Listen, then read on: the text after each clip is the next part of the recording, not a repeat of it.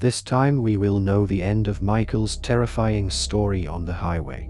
If you liked the story, subscribe and activate the bell button to motivate us to provide the best horror stories. Michael's journey continued, the road stretching before him like a never-ending nightmare. He tried to focus on the hum of the engine, the only sound that assured him he was still tethered to reality. But as the miles passed, a new sensation crept over him, a feeling of not being alone. He glanced at the passenger seat, half expecting to see the hitchhiker again, but it was empty. Yet, the weight of a gaze bore into him, an unseen passenger sharing his ride. The air grew colder, and a fog began to form inside the car, swirling patterns that seemed almost like whispers made visible. "Who are you?" Michael asked, his voice barely above a whisper. No answer came, but the temperature dropped further, his breath now visible in the air. The car's interior lights flickered, and the radio turned on by itself, cycling through stations at a frenetic pace. Then, a soft voice came from the radio. "Don't you know? You invited me in." Michael's mind raced. He hadn't picked up any passengers, had he? But then he remembered the toll at the rest stop, the coin he had given, the blood-stained jar. He realized that the toll he paid was more than just a coin. It was an invitation, a permission granted to whatever spirits haunted this cursed stretch of highway. The unseen passenger was a result of his own actions, a companion bound to him by the rules of the supernatural road. The rest of the drive was a blur, the presence beside him a constant reminder of the toll he had unwittingly paid. When dawn finally broke, the presence faded, leaving Michael alone once again. But the fear remained, a lingering doubt that he would ever be free of the highway's grip. The road had taken Michael to a crossroads, a place where the fabric of reality seemed to thin, and the otherworldly bled through. The signpost was old, the names on it unreadable, the arrows pointing in all directions.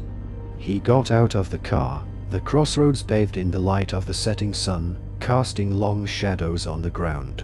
A figure emerged from the twilight, its form shifting, never quite settling on a human shape.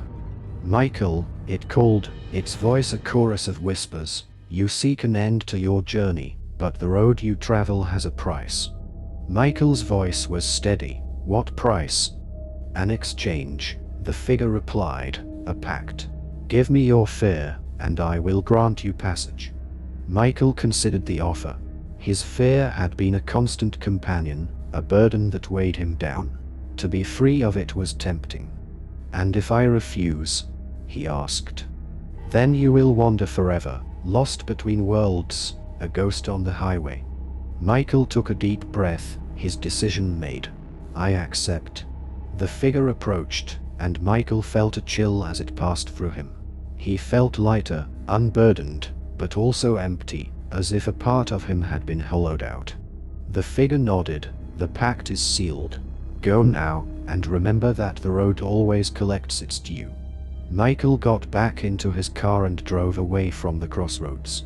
The road ahead was clear, the whispers gone. He had made a pact at the crossroads, trading his fear for freedom. But as he looked in the rearview mirror, he saw the figure from the crossroads, a silent reminder of the price he had paid. The road had been relentless, but as Michael's weary eyes caught sight of the neon sign that read, "The Diner" at the end of the road, a flicker of hope stirred within him. The diner, with its retro charm, seemed like a beacon in the darkness, promising a respite from the night's terrors. He parked and stepped inside, the bell above the door jingling cheerfully. The interior was a throwback to the 1950s, complete with checkered floors and a jukebox playing old tunes. The waitress, a woman with a kind face and a beehive hairdo, greeted him with a warm smile. "Take a seat, honey. You look like you've seen a ghost," she said, guiding him to a booth. Michael chuckled. A ghost was the least of what he'd seen. The diner was empty except for him, and as he ordered a coffee, he couldn't shake the feeling that this place was too good to be true. The waitress brought his drink and sat across from him, her eyes filled with an understanding that went beyond mere customer service. "You're on the run from something you can't quite explain, aren't you?" she asked. Michael's eyes widened. How could she know? She continued, "This diner is a safe haven for souls like yours, caught up in the highway's curse. But remember, safety is only temporary." Michael sipped his coffee, the warmth spreading through him. He felt calm for the first time in hours. "Why is this place safe?" he inquired. "The owner made a deal long ago, a pact of his own. This diner is neutral ground, a sanctuary from the spirits that haunt the road. But once you leave, you're back in their world," she explained. Michael lingered in the diner until dawn, the waitress keeping him company. As the first light of day broke the horizon, she handed him a silver coin. "For luck," she said. He left the diner feeling refreshed, the coin in his pocket a reminder of the night's respite. But as the diner disappeared in his rearview mirror, Michael knew the road ahead was still fraught with danger. The end of his journey was still out of sight, and the highway's curse was not yet broken. The sun had set, and the world Michael knew had faded into darkness, leaving him on a stretch of road that felt like purgatory. The highway signs were twisted, the names of places he'd never heard of, and the sky was a tapestry of swirling reds and blacks. He was on the highway of the damned. The car's dashboard lights flickered as if in warning, and the engine's growl turned into a whimper. Michael's hands were steady on the wheel, but his mind raced with the memories of the horrors he'd faced. Each mile he drove was a defiance of the fate the highway seemed to have in store for him. Then, the road began to change.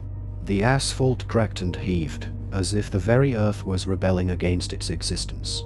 Figures emerged from the fissures, their forms twisted and grotesque, the lost souls of those who had fallen prey to the highway's curse. They reached for the car, their fingers scraping against the metal, their wails a cacophony that drowned out all other sound. Michael could feel their despair, their rage, and their hunger for the life they had lost. He pressed the accelerator to the floor, the car lurching forward, barely keeping ahead of the grasping hands. The road ahead was a gauntlet, and with each passing second, his escape seemed less certain. But Michael had made a pact at the crossroads. He had traded his fear for passage, and he would not let these damned spirits deter him. He clutched the silver coin the waitress had given him, a talisman against the darkness.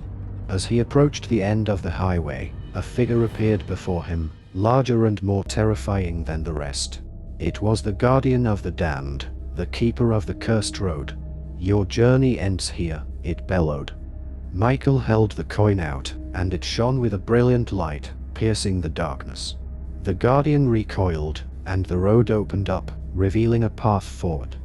With a roar, Michael drove through, the spirits falling away, their cries fading into the night.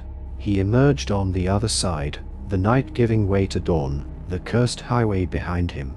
He had survived the highway of the damned, but he knew that the road would always be a part of him, a reminder of the night he drove through hell and came out the other side.